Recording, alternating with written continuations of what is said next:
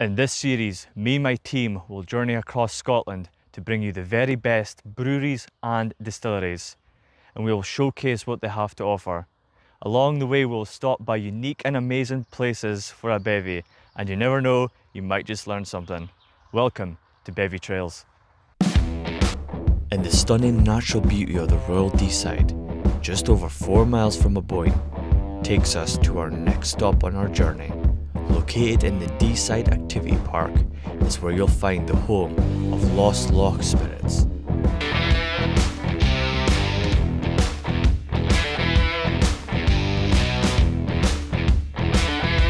And the next part of our journey, it takes us to Lost Loch Spirits.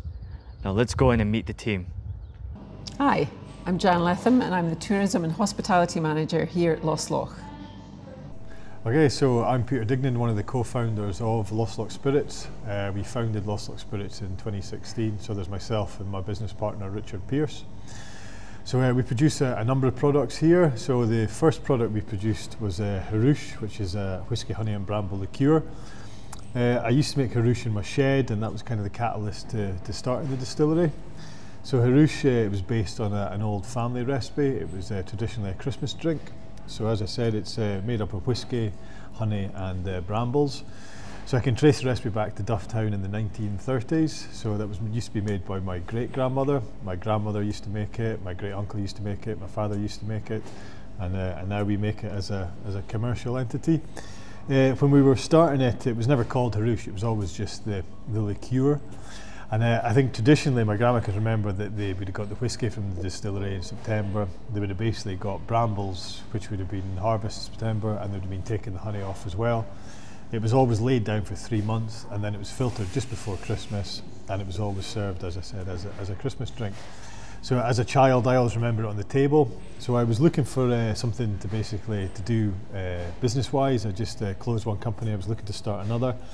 And I was drinking this one day and I just thought, I could market this. So I took the recipe and then I created the branding around the product itself. I used to kit it out one of the sheds at my house, and we started produced an initial batch of 350 bottles. That sold within about a week. So I realised there was a really good market for craft produce.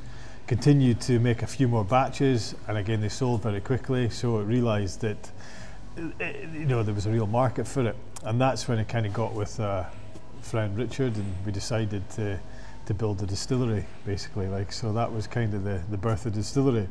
So at the distillery, the first product we produced was Myrmican absinthe. So at the time, nobody else was making absinthe. So here's one I made earlier.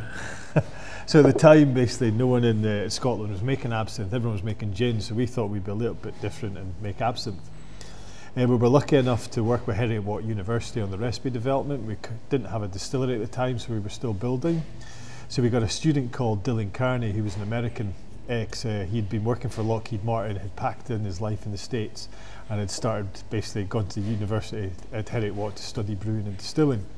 So he was an absinthe avocado, and he always used to walk around with a hip flask of absinthe. He used to stink of absinthe all the time, like big bushy hair, big beard. So he helped us design Myrmican at the labs down there. So it was based on an old Swiss recipe, but with a much more modern twist on it. Traditional absinthe is, it's drunk in a traditional way, whereas Myrmican, you can actually drink it, it works well with mixers. You can drink it in a way where you don't need a lot of the paraphernalia. Although this is still part of the absinthe history, we wanted to create a product that was slightly sweeter. So we actually distill with honey. So local honey. So it's a very modern twist on a very traditional absinthe recipe. So that does really well. Still Scotland's only absinthe for the time being. There was another one kicking around, but I think it's gone. So it does very well. Every bar should have a bottle of Myrmican on the bar. We then decided to get with the programme and create a gin, because everyone else was making gin, and we produced Inu gin. So Inu gin, our whole idea was to have a Cairngorm based gin. We're basically using botanicals from there, and we soon discovered there weren't that many botanicals we could use in the Cairngorms for the gin. So we went down the road of basically producing very much a berry-led gin, and that is because when you look around us, we've got an abundance of raspberries, brambleberries, rosehip, juniper, and honey again. So you'll see the current thing is kind of honey through all our products. So again, it's a very fruity gin, still dominates by juniper, but there's a lot of berry flavours there as well. And we use a few foreign spices as well in it. But for us, it was great, something that tied us to the area, which I think we achieved through Inu Gin. We then basically went on to contract distilling. So we now produce over 35 different products here for UK spirits brands, and that's everything from gins, vodkas, liqueurs, rums, absinthe, some interesting Moroccan spirits. So there's a real wide array of what we make here now. Plans for the future is to start putting stuff into wood. So we're looking to start basically utilising the facility we have to start creating filling casks. So we're looking at basically doing brandies, rums, just different things. So we've been working, we just produced a Calvados with a distillery up in Inverness. So that's gone into a cask and that'll sit. So it's just trying to replicate that and starting to lay down a lot of different casks. And not just one thing, it'd be an array of different cask aged spirits. So in 10 years' time we have quite a portfolio of stuff which has been resting in wood. So first of all, we have Harouche, which is a whiskey, bramble and honey liqueur. All three ingredients are from the local area. And Harouche means, it's an old Scottish word for a high-spirited or disorderly gathering. Then we have Inu, which is, as in it's time for gin, Inu. It's also short for the name of an Inuit who came here in the 1850s who was called Inu Luapik. And we make that with a lot of local berries as well. The berries will come from Lawrencekirk, which is just over the hill, so it's nice to keep everything local. Mermican is an old Scots word for a wicked fairy. That's our 64% absinthe, and it's Scotland's first absinthe. Then we have Cutaway, which is a spicy rum, and it tastes of pineapple, vanilla and chocolate. 37.5%, so it's not too strong. Then we have Auchlossan here, which is our first foray into independent whisky bottling. Auchlossan is the name of the Lost Loch, the loch that was drained for farmland in 1944. And this is a single malt, a 10-year-old from Milton Duff, which is a distillery just outside Elgin that we are independently bottling. So it's our label.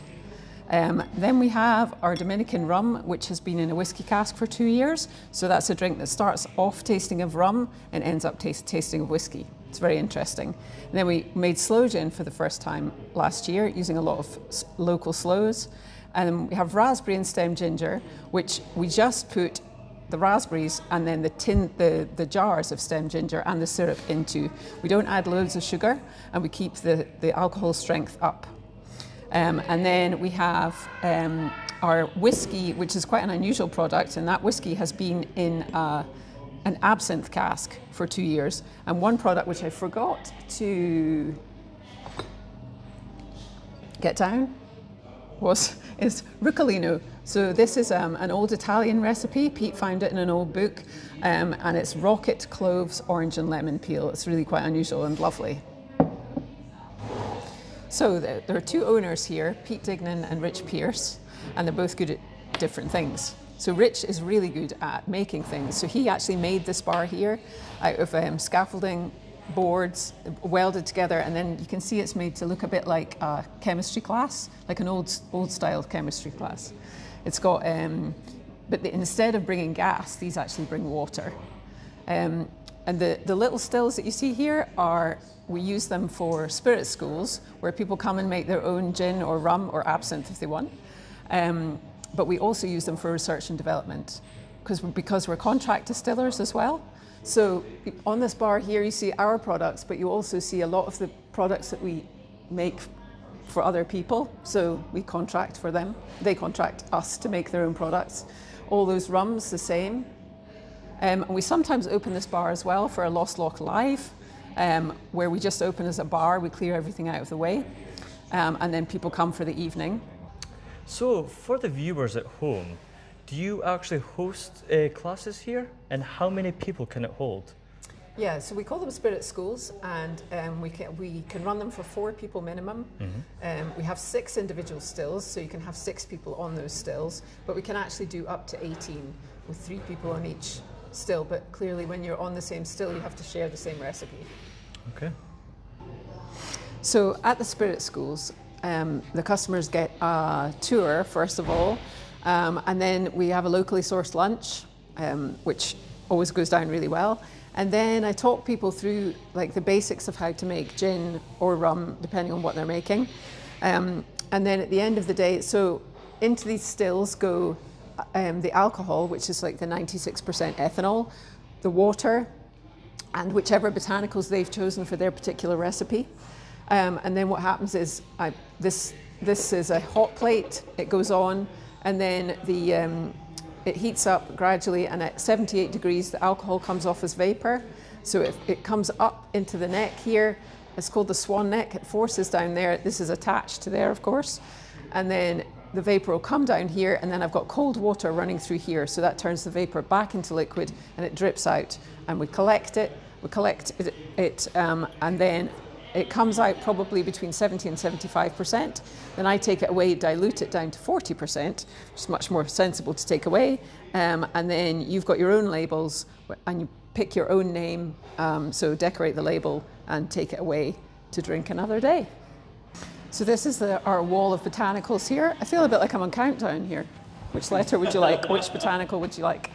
And then also, so when we're doing our spirit schools, people come in and they make up their own recipes, basically. They just choose whatever they like from that wall there, and I help them to make their own recipe, gin, rum, or absinthe. So I'm sure you know that you can't have gin without juniper.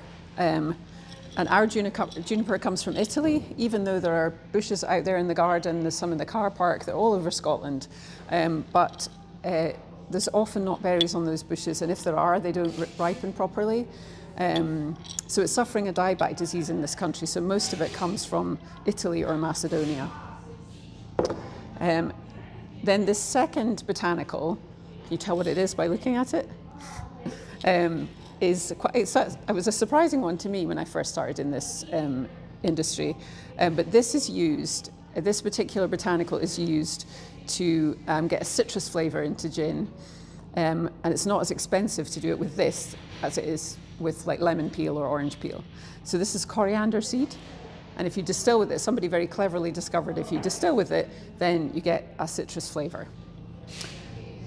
So yeah, you'll find it in 60 to 70% of all gins. And then this is the third ingredient, which is in most gins, and it's angelica root, which is a plant which grows, it's a weed that grows by the roadside. It used to be, the stem of it used to be candied on top of cakes, and now we dry the root of it. And what this does is it blends all the other botanicals together to make a more cohesive taste, a bit like the way that celery works in cooking.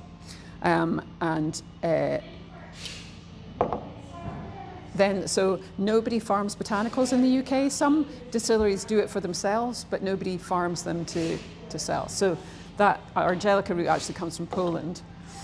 And then the wormwood, so this is the ingredient that has to be in absinthe to make it absinthe.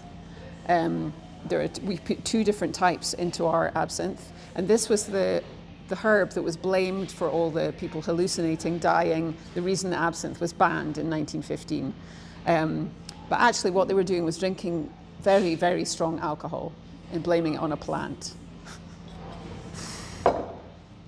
It does have a toxic compound in it called thujon, but you would have to eat it in massive quantities in order for that to be toxic to you.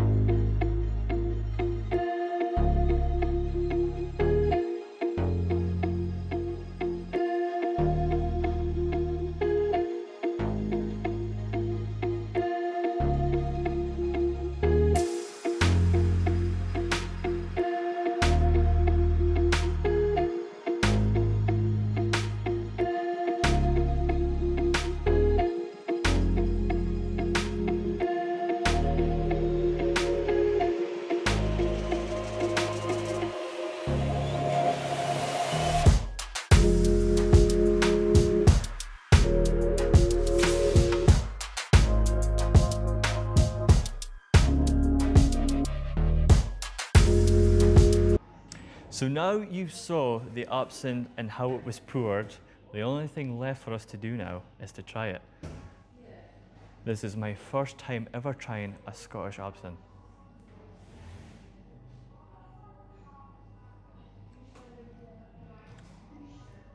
Wow. Wow. That's good. That's actually really tasty. Success. Wow. Wasn't expecting that.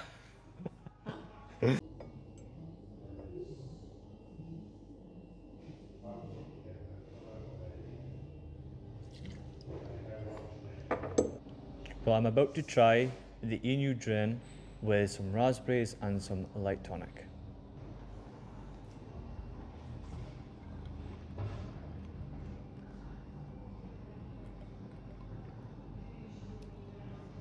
Oh, that's so good.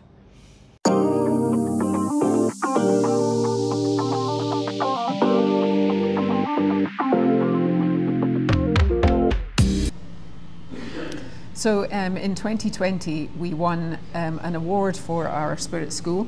It was the Best Food and Drink Tourism Experience, and that's for it as well. So yeah, that was Opportunity North East and Aberdeenshire Council gave that award out. So that was just for the Spirit School. But we also have awards, we've won awards for our core range of drinks. So this gold sticker here, and the black one here are from the Global Spirits Masters, which is run by the Spirits business. And the black one is a master, and that is the best award that's possible to give. So that's kind of an international panel of judges, drinks from all over the place, and the Inu won the highest award that is possible to win, blind tasting, and these two guys won gold awards as well. So.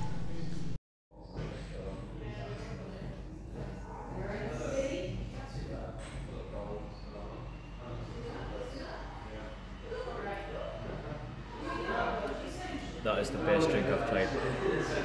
That's the best drink I've tried all day in here. That's actually very nice. Wow.